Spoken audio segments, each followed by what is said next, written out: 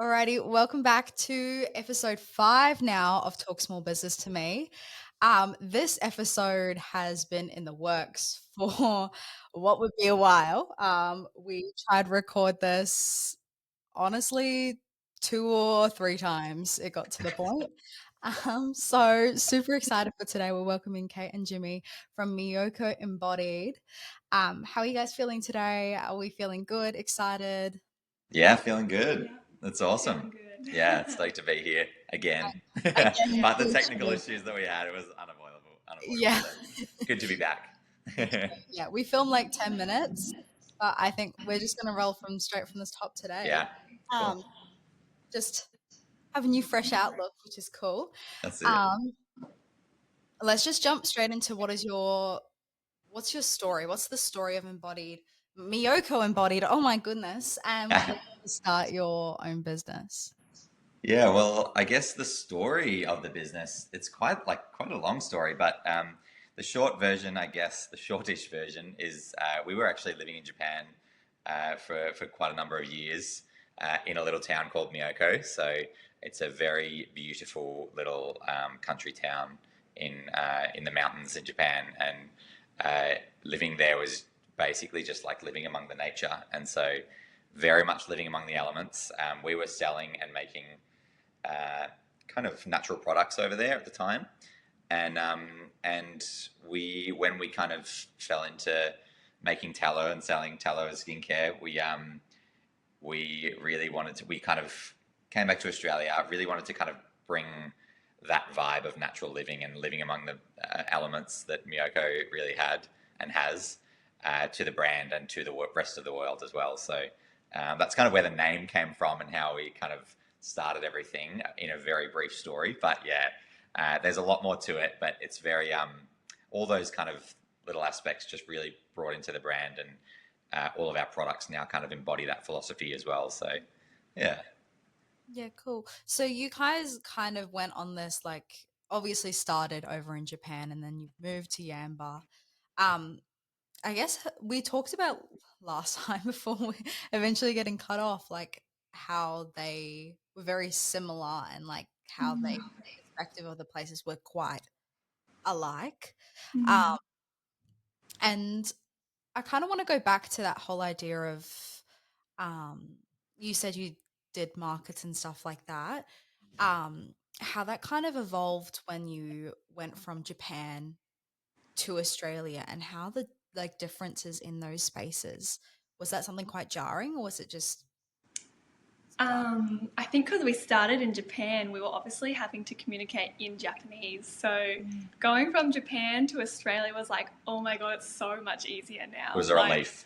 yeah. Yes. Like, we did amazing. Like, it taught us the language and we were getting right in with the locals and Mm. learning Japanese that way. But yeah, coming to Australia, we are just like, wow, like there's so many markets to choose from wherever we were. It's just such an established country for these types of markets. So yeah, we were stoked coming here and being like, wow, we can move quickly now and really communicate our products well. And yeah. I think also we like took what we learned. There was such a build up of kind of doing it as a side hobby business in Japan, I guess, and using it to learn Japanese and just make extra income, those kind of things, and for fun as well. We really loved doing it when we were over there. Obviously, we still love doing it now, but um, it was more like on the side. We weren't really going super hard. We were just like when we were asked to go to a market, we're like, yeah, let's do this one, let's do that one. We'll do a couple of months. Um, and I think we kind of took all of those things that we learnt and even the design of our market stall and everything. And then when we kind of relaunched our business in Australia, we're like, okay, we've already got this basis. We're starting from experience as opposed to starting from this base level and starting from scratch again. We were kind of starting from experience. And so we could take a lot of what we had already learnt and go from there, which was really good because obviously rebuilding from point A is rough, but we were kind of starting again in a different country, but with a lot of experience. Mm. And as Kate mentioned, like communication was a lot easier because I mean English is obviously both of our first languages, so much easier to just talk about our product and connect with our customers a little easier. Um, And yeah, it kind of went from there. Like it then just really started taking off, and yeah, and it's been great ever since. So we do a lot of markets now and events all around Australia. So Yeah, yeah, cool. Did you find that like in the initial stages that there was like a few slip ups that you would just like kind of default to that obviously like you're at a Japanese market, that sort of thing? Or do you think it was just like, oh, like we're back home, like whatever? no, it was weird for the first little while. Yeah. We were like, It the was, first few months, we were like so used yeah. to, especially the little phrases like thank you in Japanese, all these kind of Yeah. things. It's- We would speak a blend of like just chucking in Japanese words in the middle of our sentences and stuff, like how we would talk over there with all our foreigner friends too. yeah, And it took a long time to stop saying those little like phrases and stuff. It was, and even just like the bowing and like all of that, it gets so ingrained in you when you live yeah, over there for a while. So, just a very funny. but it was nice to come back to, oh yeah, this is who we are. Like we're Yeah. Australian. Yeah. Yeah, you can kind of That's fall into awesome. it after a little while, but you're really in the habit of doing things that way for sure because it's a different customs, different all these things. It did take a little while, but not long, a couple of months. Yeah. But it was funny coming back here after a few years of living over there, and yeah, it's big changes. Yeah, Yeah, I can imagine. You guys mentioned that the when you were in Japan, it was kind of more like this hobby, less so than this business, and the shift to Australia really cemented it for you guys. How was that journey for you? Was it kind of it was just like a seamless next step, or was it kind of something that you dwelled on and then you were like, no, this is what we're committing to? Yeah, I think when we moved back, I really wanted to do it, but I always had this thing that I'd say, like, yeah, one day in the future I'll do it. Like, one day I'll make this brand and it will be, yeah, in the future when we're more set up in Australia again. And then one day Jimmy's like, why don't you just do it now? Like, what are you doing? Just like start. And so that encouragement, I just, yeah, restarted doing it here. And then Jimmy really came on board too, and we started working on it together pretty quickly. And one thing just rolled out after the other. Like, of course, there was so many challenges, like constant, but it was pretty smooth. Like, I think we've always had it a was pretty, like seamless progress, but yeah, progress took the hurdles the still. hard work still, Yeah. but it was, yeah, It was like once we were perfect at this, then the next thing came up and we had to perfect that. And then the next thing came up and we had to perfect that. But as we just worked on perfecting each of the things, it was like the seamless next steps. yeah. So it all worked really well. But as Kate mentioned, it was still a lot of hard work. But we still kind of could see always that we had I think the main thing is we had a bigger picture goal. I think like we had something that was there that we were like, okay, we want to every kind of step we were like, this is what we want out of this step, this is what we're trying to achieve. And so I think it was quite easy to then see the steps in between to get to that thing, and then have develop another bigger picture goal, etc., etc. So like one of those goals being having a shop and a space to do the business from, and obviously as you can see we're in that right now. So we have a showroom, we have a production space. When it first started and when we were launching, it was out of a home kitchen. So it was a lot harder, a lot of the business and us living on top of each other. And yeah, I mean, we've now got a bigger picture goal again. We're moving hopefully into a warehouse pretty soon. So a lot of these things that are, we've always seen the next step and just been like, okay, that's the next step. Let's work towards it. And it's worked quite smoothly, which is really cool. Yeah, so can you kind of dive into particularly what one of those hurdles may have been? Like what did that look like for you guys and what was the process of overcoming that? Obviously seeing that big goal at the end, but um Yeah. that just in the midst of that struggle and just oh like is it even worth it at this point? I think a major thing on a lot of the steps was like funding, like finding the money to be able to do the next step, which is usually a bit of a jump. Like, for example, some of the steps that we've had, we obviously moved into a business space. Like in this space here, you can see our showroom. It's closed today, but we're in here. And then we've got a production space behind here. We've got an office. We've got etc. all in this one space, which is amazing. It obviously took a big jump of funding because we have to pay rent, we have to pay all these electricity, etc. For having this space and fit it out. That was a massive cost to just fit it out for ourselves.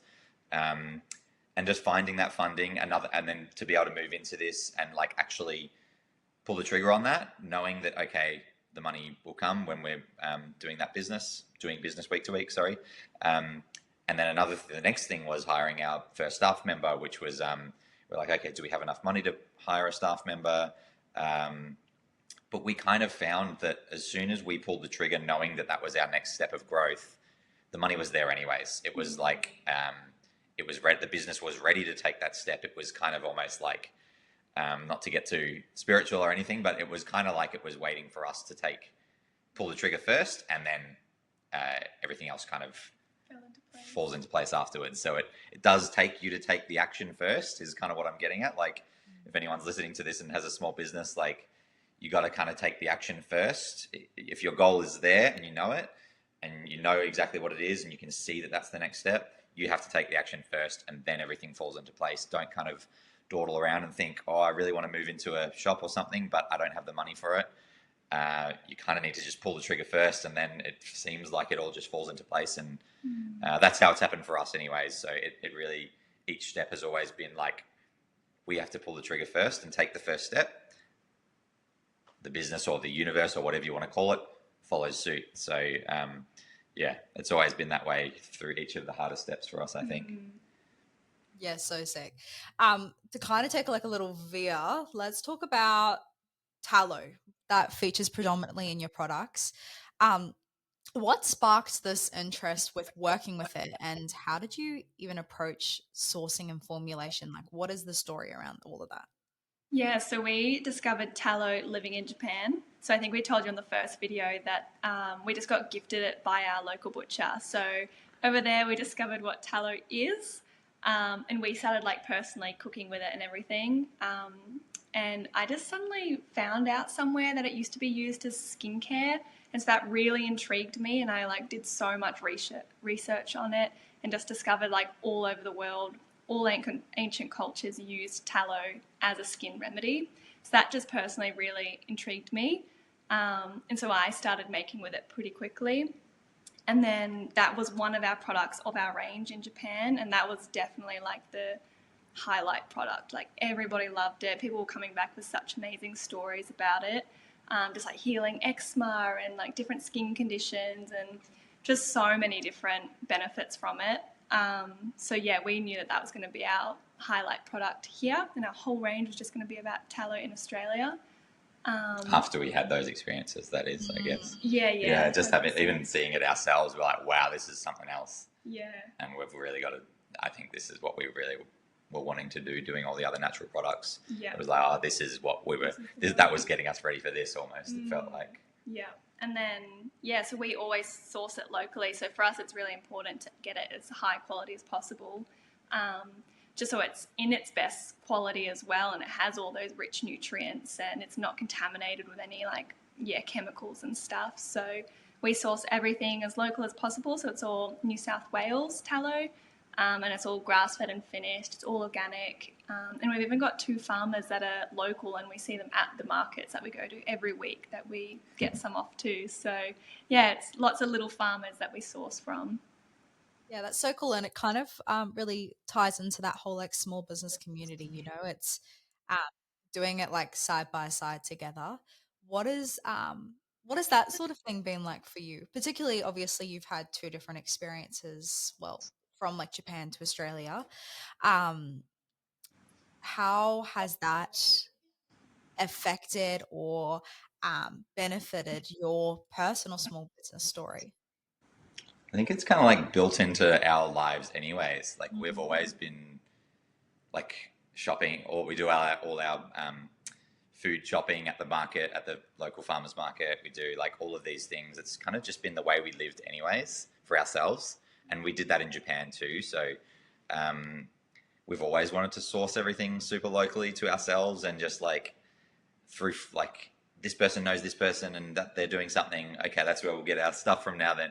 And it's always just kind of worked like that for us. So it was pretty much a natural progression from the way we live our lives to doing it in the business that way anyways, to sourcing as locally as possible and organic. And we always love to eat as much organic as possible, and that's how we source our food. So And it's just so nice to like know the people you're getting it from. Like we know the exact person and family that are milking the cows that we get our milk from. Yeah. Like it's so much nicer. Like it's so much more conscious and connected to what you're consuming. So it's beautiful. Brings much greater connection, I think, and to the products as well, which we love to talk about with our customers as well. Like they know that we're making it. Like there's not much manufacturing or making going on in Australia anymore, unfortunately, but we're making everything here. We make it on site, so like our customers can literally come in the shop and they know that we're making it literally behind that wall and in our production space. So it is a very cool thing to kind of bring it all back to local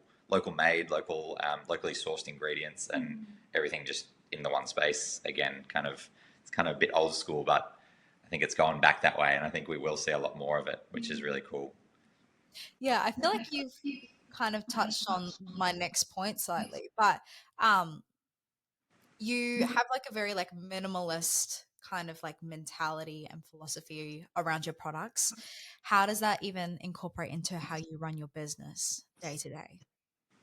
Yeah, I would say we definitely just try and simplify everything. We just know personally when your mind's calm and it's peaceful and it's not chaotic, everything's so much smoother. So we implement that in every 100%. place in the business. Yeah, from making to admin to going out and selling and distribution and all of that. Even just stress, when you're stressed and when you're like holding everything away, it's like you think you're getting more done. You're like, I got to do this, I got to do this, I got to do this, but that's actually causing more stress and creating more problems. And you just sometimes got to keep it minimalist and keep it and let it flow and kind of realize when it's all getting too much and take time and stop and then start again when you feel a bit calmer and more peaceful and less stressed. And you'll find that it just flows after that. Like it doesn't really flow when you're very stressed and you're holding everything away almost, metaphorically. But yeah, it kind of has been a big thing for us learning, especially when we're in those bigger growth periods where things get stressful and you're trying to get so much done and there's only so many hours in the day, and you just kind of got to be like, okay, well, this is what I'm doing for the day and I'm going to call it at this time and rest, and then we'll start again tomorrow. And then you're infinitely more productive doing it that way than when you're trying to do it all in the one. I've got this to-do list that's this long and I'm going to do it all today. It's just not going to really take place that way. So do what you can. And I think take time for yourself is the main point of actually productivity, I think, hugely. And we've noticed that hugely between both of us. We've been learning that. We're learning it as well on the spot. So, and that's why I think we can talk about it so much. So like right now about this in particular is because we do the same. Like we've held things away with stress and trying to get everything done. We notice that it doesn't work that way. It doesn't flow when you're very stressed and holding it away and not having that kind of minimalist attitude and just like, okay, we're just going to take it step by step. When you don't do that, it doesn't work. So it's much better to chill. Yeah, it's just creating what works as well, like understanding your boundaries within life, Yeah, 100%. Because I feel as though like your small business becomes your baby, for instance, and it's like 100%. it can be all consuming, and creating balance on how to, I guess, sustain that and have healthy work-life balance, because at the end of the day, like it's both. Yeah, 100%. And there's such a over the last maybe 20 years, there was such a promoted like hustle culture that was the only way to be successful in business. But I just don't think that is. In fact, I know that's not. It's just not necessarily. It might be one way, but you'll be burnt out at the end of it. There's another way where you don't have to hustle, and spend every minute of every day.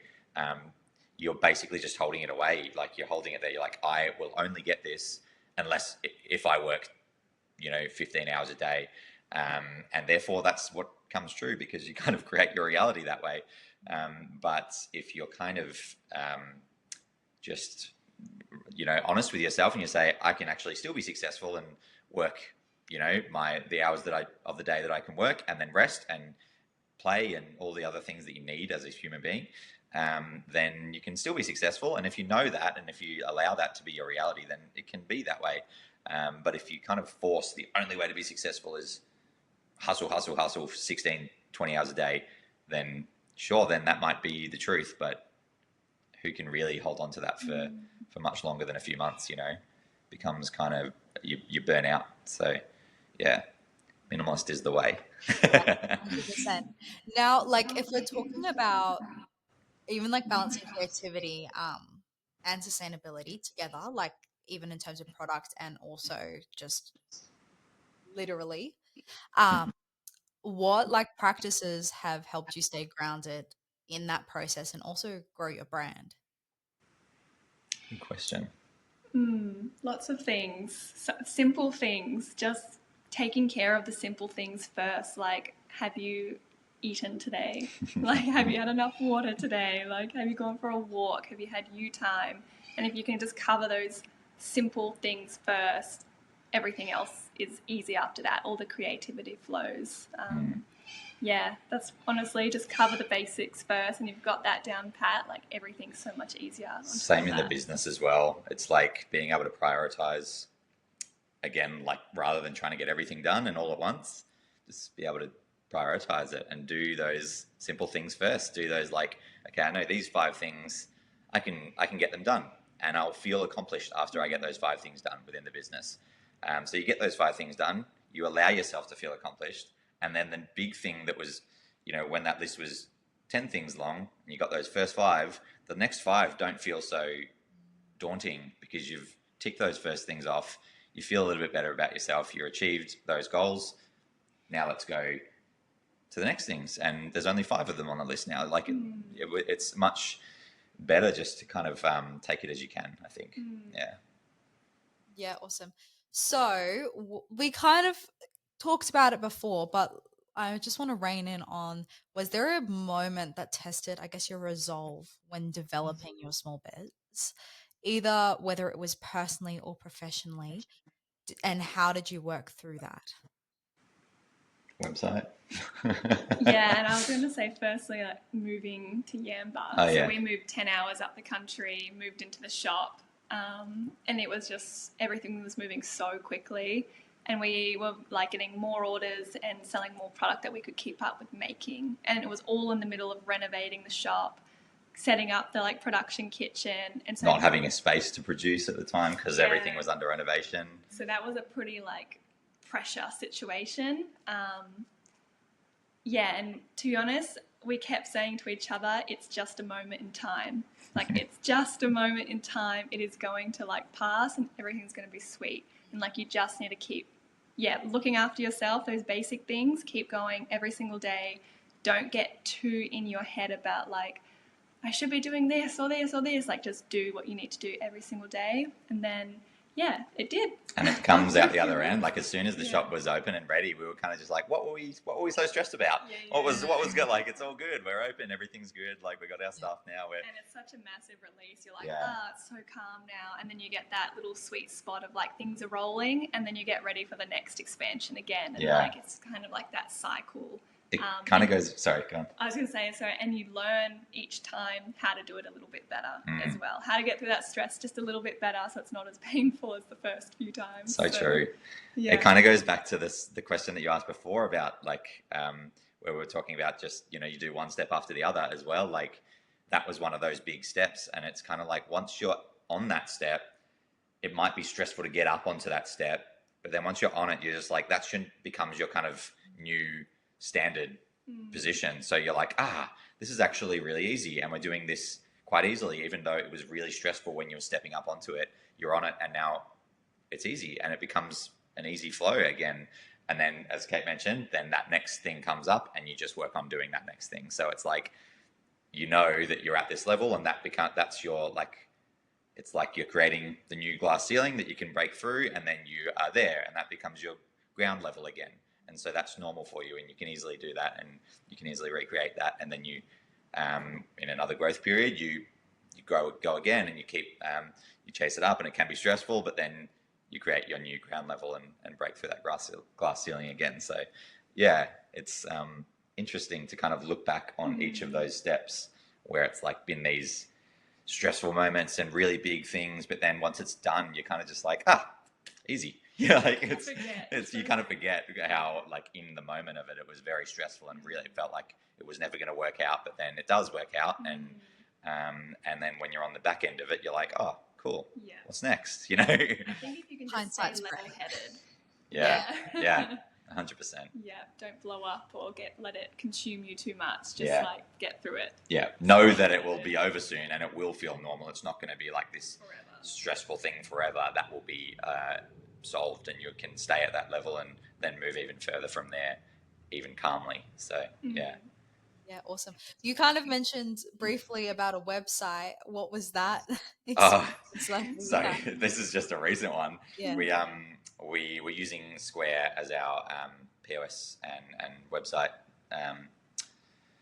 Square Online and Square POS we were using, and we were migrating over to Shopify for our website, which we kind of didn't realize was going to be such a big job, and we set the deadline of the 1st of July, obviously, so that we could have a smooth transition for tax. Well, and it was because we changed from a sole proprietor to a company, so Yeah. it all had to be done at the same time. Yeah. And we didn't realize that we wouldn't be able to just like update our ABN on our website. So it was like, hold on, we've got 1 week left and we have to completely rebuild our entire website to launch on the 1st of July. Among doing everything else that we were doing and that was not realizing that we didn't know how the new platform worked and all these things. So it was a big jump, and it was again, once we finished it, it was kind of like, sweet, easy, done. Yeah. But during that was like a week and a half to 2 weeks of... And we had been wanting to move to Shopify for so long, and honestly, we needed the push to do it because otherwise we never would have tackled it. So it was perfect, ultimately. It all worked out, but it was just like such in a small time period that we just had to get it done again. And again, we're like, it's just a moment in time. As soon as it's done, we can relax, and we can be good. And the more we kind of tried to stay out till 11 and 12 o'clock at night and do it, the more things started going wrong. It was just like, we know, again, back to the other question, was that like we just needed to, like Kate would say it to me a lot, it's just like, you just got to stop for tonight and start again tomorrow morning. And that was completely correct. It's good. We have each other to like pick each other up. We're very good at balancing each other out, because I tend to just like take it. I'm like, I got to get it done, and keep going until it's done. But then Kate's very good at saying, hey, it's not going to get done that way. You got to pause for a moment. So that's I'm very grateful for that. Yeah, it's great for accountability. Yeah. And just making sure, like having that person to like check in with and be like, how are you doing? I'm struggling, and like kind of balancing it out. 100%. Yeah.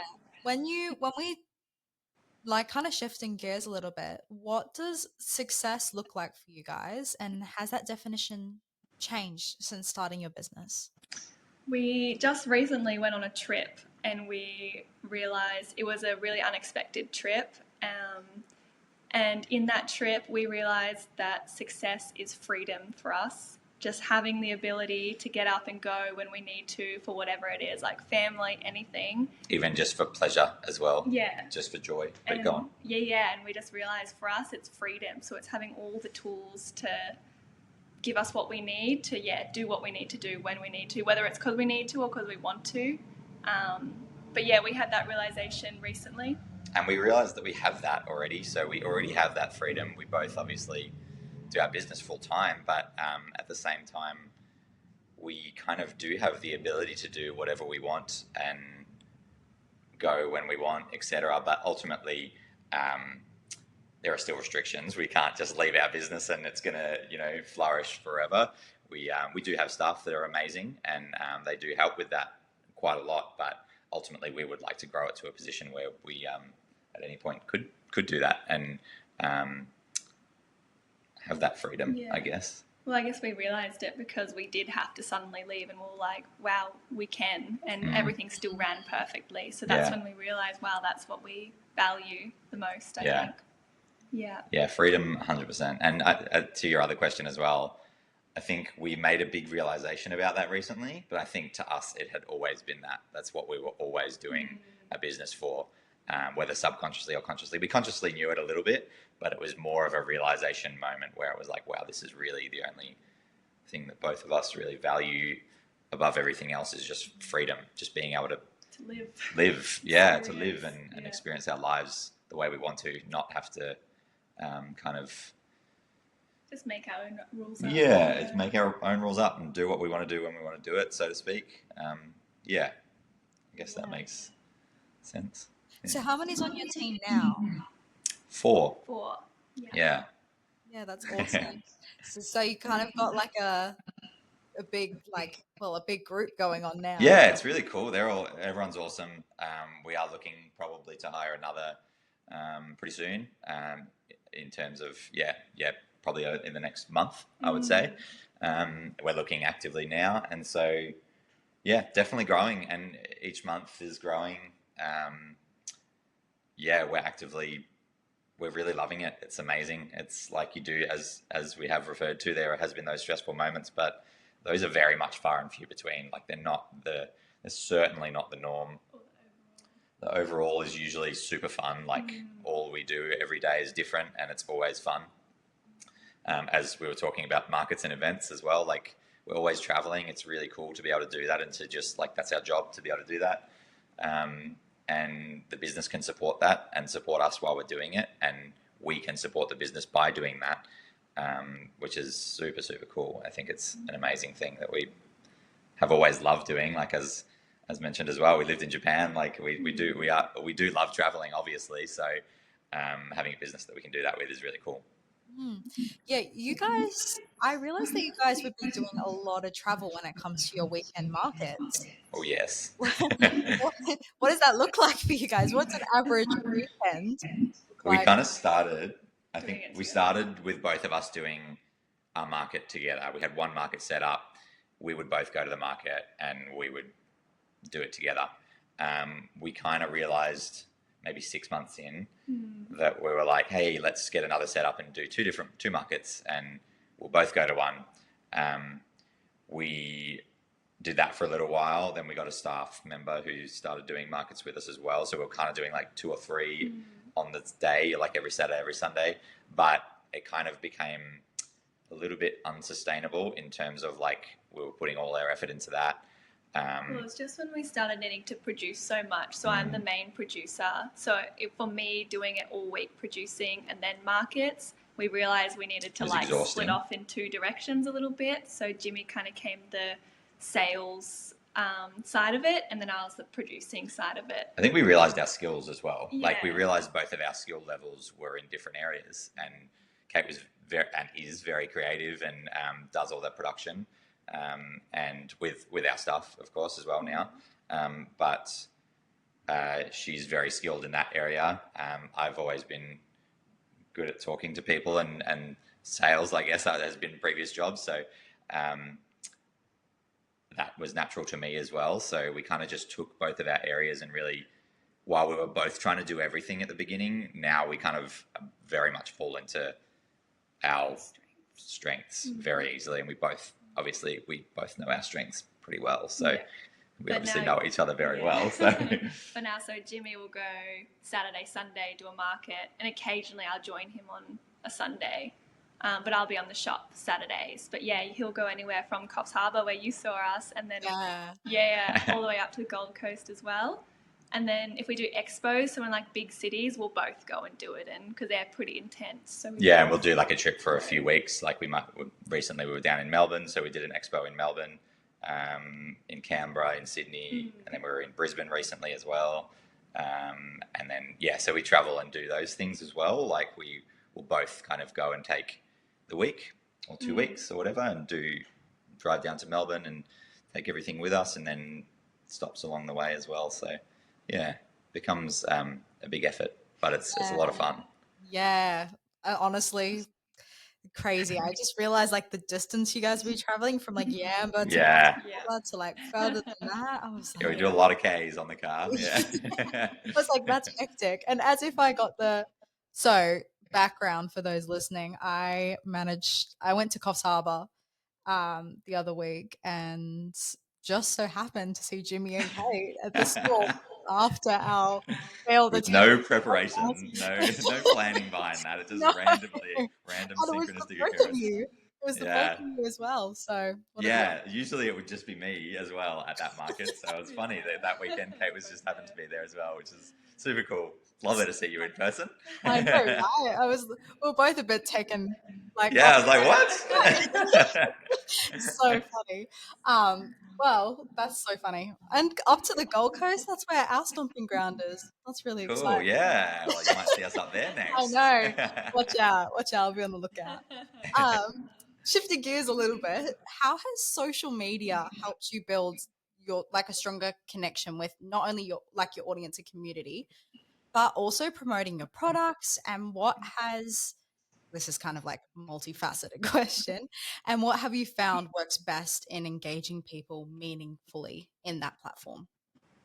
Yeah, I think Instagram and like social media and stuff like that is just, it's so valuable for any modern business today. Like, and it's kind of just this tool that you can take it as far as you want. You can use it as much as you want. We're still definitely finding our feet in that area. For us, social media has definitely not come naturally. Like, we don't have our own social media account, so it's like we've just got our business one. And yeah, it's learning something new, like learning to post all the time, and finding what is capturing our audience or not. But yeah, I think whenever we show ourselves, we definitely get the most interactions. We will definitely love to see behind the business, and so we're definitely going to try and do that more and show people what they're actually curious about and want to see. But then to advertise our products, like, you're just getting in front of so many people Mm. so easily at their homes, and they're curious and they want to learn. So It's a lot more it's definitely streamlined. It's helpful. such a, yeah. Yeah, you couldn't do a business now without like putting your toes in it at least. Yeah. And it's just so Yeah. different to what business was 10 years ago, even, let alone 50 years ago, it's so much easier. When I say easier, like in inverted commas, basically, but it just does really free up the world to you, basically. Like it is very much at your fingertips, almost, like with social media now, where it still takes a lot of effort, money, time, etc., to get that success and have that happen. But ultimately, like, it was very hard 40 years ago, 30 years ago to get the same reach as now, where it's almost at your fingertips. Like, it's a lot, does make things so much more streamlined, I guess. But then it comes with also other challenges, of course. But yeah, it does open up a door to the world, basically. Yeah, so true. I actually wanted to talk. I was meant to earlier, and I just totally forgot. I wanted to talk about a bit more into tallow as a product. What is your take on the rise of clean beauty? And I guess how does tallow fit in with it? Mm. Yeah, I guess we're all for clean beauty. So Mm. I guess that's just taking out like chemicals and everything and all the toxic things that aren't good for us. So that's exactly what our product is. So yeah, tallow I think perfectly fits into that. Like, it's sustainable. It's using a waste product that has been a waste product for the last 60 years. It's all organic as well. It's only benefiting you, and there's nothing in it like chemicals or anything like that. Nothing harsh. And there's so many products out there that are harsh on the skin that people use every day. And it kind of just, it's a little bit counterintuitive. It's like, I mean, those products, but over this last kind of 60 to 80 years, that may have been marketed really well, but not necessarily are the greatest thing for our skin. And I think kind of people are just beginning to realize that, because tallow actually was used for many thousands of years all around the world, and it was always it was the original soap ingredient. It was known by basically every culture in the world for a lot of different things, including use for the skin as a wound healer and as like a skin remedy. So it was always used for a lot of different things, and it's kind of just coming back to that now. It's just becoming full circle. It's really coming back to what we've always known. It's the only time-tested skincare, really. If you think about the things that have existed over the last 60 to 80 years, those things are not necessarily time-tested. They've basically existed for one lifetime. So Tallow's existed for many hundreds of lifetimes and has been known, loved, and used for those lifetimes. It's really just fallen out of trend in this last period of time, where other things were sold to us as great marketing, basically. But are they necessarily the best for the skin? I don't really think so. And they haven't really, I mean, now over during this period of time when we've been using these things is like the absolute height of skin cancers and skin issues and all of these things, when we've been using this 60 period of well marketed products, as opposed to what we've used over thousands and thousands of years, which is tallow, which has never had those results. It's never had those negative results. So it is great to see that people are realizing, yes, you might use the word trending right now, but it's very much just coming back to what people have always known and used. And it's good that it is getting so popular. It means everyone's like switched on to it and they're willing to try other things and go back to seeing what we used to use. So it's good that it is trending and that people are like, I want to try it and see if it works for me. So. Yeah, it's not just another trend that people will move on from and go back to something else afterwards. It's literally just a full circle moment that we're coming back to what we've always used. Yeah. Trending like low-rise jeans. It always That's it, what's myths or misconceptions do you tend to hear about tallow, and how do you I guess, educate your customers who are new to the ingredient? We educate by doing markets and seeing people in person. We can talk directly to our customers. That's a massive thing for us, being able to meet our customers and letting them try directly samples and try on the spot, obviously. I think a big myth is clogging pores, tallow clogging pores. That is a massive one that people always ask us about and kind of always have that misconception, because that's kind of scattered on the internet here and there by people who don't necessarily know. Or haven't used it, or they have used it and whatever they've used has been mixed with things that aren't necessarily super biocompatible with the skin. So things, I don't know, maybe like, I don't want to say negative things, but maybe things like beeswax or something like that doesn't necessarily absorb that well into the skin. While it does, it can have its own benefits on the skin. If you're using it with tallow, which drives into the skin quite well, it can then clog pores. So not for everybody, and it can still be super beneficial for some people. And not to diss anybody's products or anything out there that may be using beeswax and tallow together. Keep doing what you're doing. That's way, way better than, some products that are out there.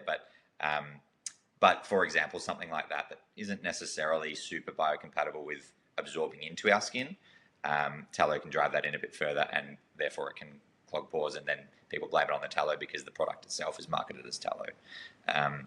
So there can be those things, but ultimately anybody using tallow is moving in the right direction 100%. So that's definitely a misconception, is that tallow clogs pores.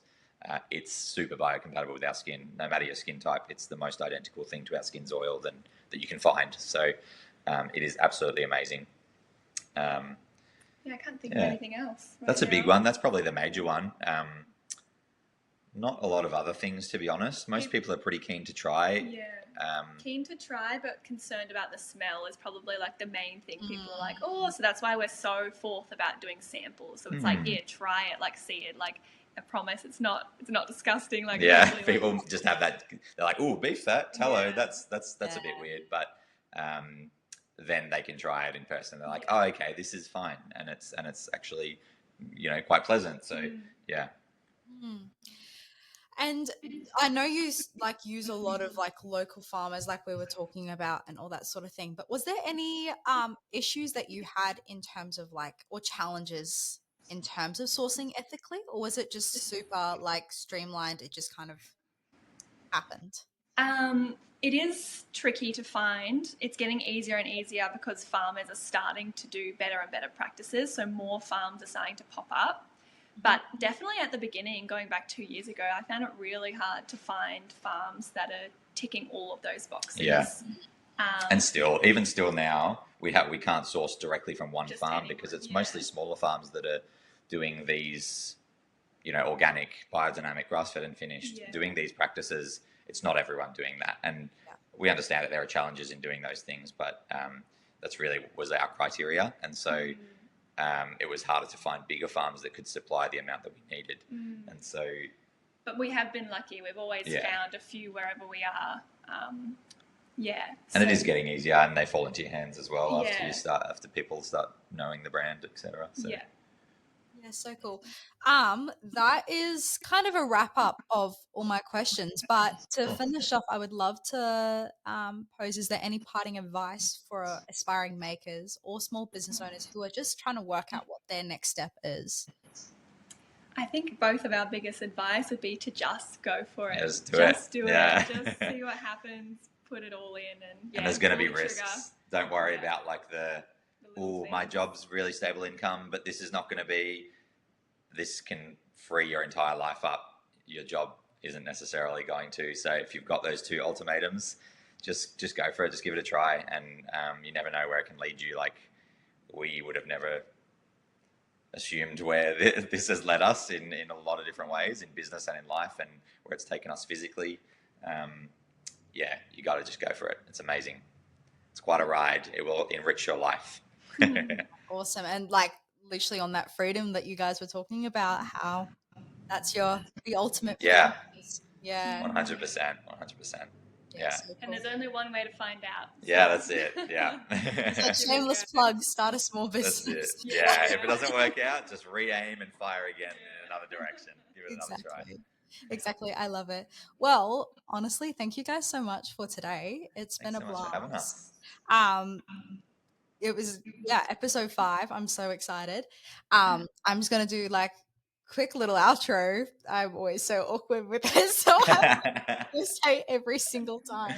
But that's small business to me. Thank you so much for joining. If there's anything else you guys want to hear, let us know. But yeah, we had a blast. See you next time. Bye. Thank See you. ya. Bye.